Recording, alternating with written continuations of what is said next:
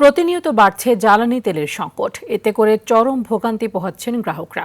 Petrol পাম্পগুলোতে দিনরাত দাঁড়িয়ে থেকেও চালকরা পাচ্ছেন না কাঙ্ক্ষিত তেল। ক্ষোভ জানিয়ে চালকরা বলছেন, তেল সংকট প্রতিনিয়ত বাড়ছে, সরকারের পক্ষ থেকে নেই কোনো কার্যকর পদক্ষেপ। পাম্প মালিকরা বলছেন, তেল না থাকায় চাহিদা অনুযায়ী তেল সরবরাহ করা যাচ্ছে না। তবে সরকারের পক্ষ থেকে বলা হচ্ছে, জ্বালানি তেলের কোনো সংকট নেই, পর্যাপ্ত পরিমাণ তেল মজুদ রয়েছে।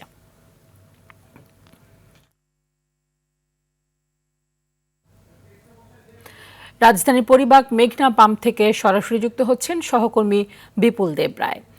বিপুল, রাজধানীতে জ্বালানি তেল নিতে আসা মানুষের ভোগান্তি কমেছে কিনা এবং চালকরা কি বলছেন, বিস্তারিত জানাবেন।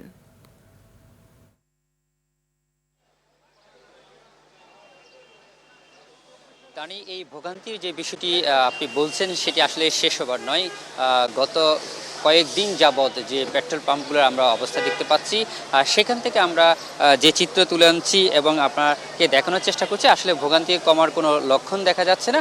এখানকার যারা রয়েছেন, বিশেষ করে যারা চালকরা বলছেন যে আসলে তাদের ভোগান্তির কোনো শেষ নেই। কারণ এক একজন চালক প্রায় গত রাত থেকে, অর্থাৎ 7 থেকে 8 ঘন্টা 10 ঘন্টা অপেক্ষা করার পর তারা সেই কাঙ্ক্ষিত তেলটি পাচ্ছে এবং সেই কাঙ্ক্ষিত তেলটি অনেক সময় দেখা যাচ্ছে আমরা বিভিন্ন পেট্রোল পাম্পে গিয়ে দেখতে পাচ্ছি যে তারা যে পরিমাণ চাচ্ছে সেই পরিমাণও পাচ্ছে না। অর্থাৎ এইখানে যে দীর্ঘ লাইন এবং ঘন্টার পর ঘন্টা রোদের মধ্যে অপেক্ষা করতে হচ্ছে না ঘুমিয়ে, এমন বাস্তবতা কিন্তু এই পেট্রোল পাম্পগুলোতে আমরা দেখতে পাচ্ছি। সে সাথে চালকরা বলছেন যে আসলে এই সংকটের কথা বলে তেল মজুদ আছে বলছেন সরকারের পক্ষ থেকে পর্যাপ্ত পরিমাণ, কিন্তু সেটির কোনো মাত্র বিন্দুমাত্র এইখানে লক্ষণ তারা দেখতে পাচ্ছে না। তারা বলছেন যে সরকার বিষয়টি অস্বীকার করছেন এবং আসলে যে তেলের মজুদ আছে মুখ দিয়ে বলা হলেও কিন্তু তাদের ভোগান্তি লাঘবে সরকার সচেষ্ট নয়, এমনটা দাবি করছেন। সেই সাথে এখানকার যারা পাম্প মালিকরা রয়েছেন তারা বলছেন যে আসলে তারা পর্যাপ্ত পরিমাণ তেল কিন্তু যেখান থেকে, অর্থাৎ তারা ডিপো থেকে আনা হয়, সেখান থেকে যে পরিমাণ তেলের প্রয়োজন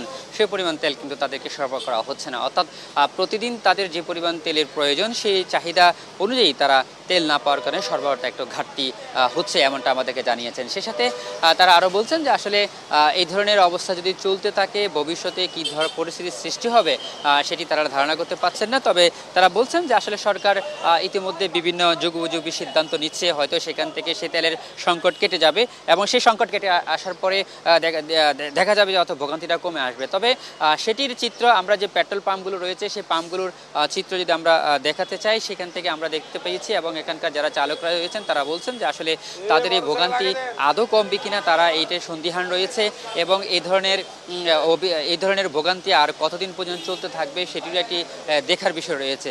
তবে বিশেষ করে যে ইরান এবং যুদ্ধের যে বিষয়টি সেই বিষয় কারণে হরমুজ প্রণালী বন্ধের ফলে যে একটা প্রভাব পড়তে শুরু করেছে সারা বিশ্বে, সেটি কিন্তু একেবারে এখন দেখা যাচ্ছে এবং সেখান থেকে উত্তরণের আর কি হতে পারে সেটি নিয়ে সরকারকে আরও যুগোপযোগী সিদ্ধান্ত নেওয়ার কথা বলছেন তারা বলছেন যে সরকার এখনই উচিত বিষয়টা সাধারণ জনগণকে পরিষ্কার করে বলা এবং সেটি তুলে ধরা এবং সেই সাথে এই সমস্যার সমাধানে করণীয়টা কি সেটা নিয়েও কার্যকর পদক্ষেপ গ্রহণ করা উচিত বলে তারা মনে করছেন।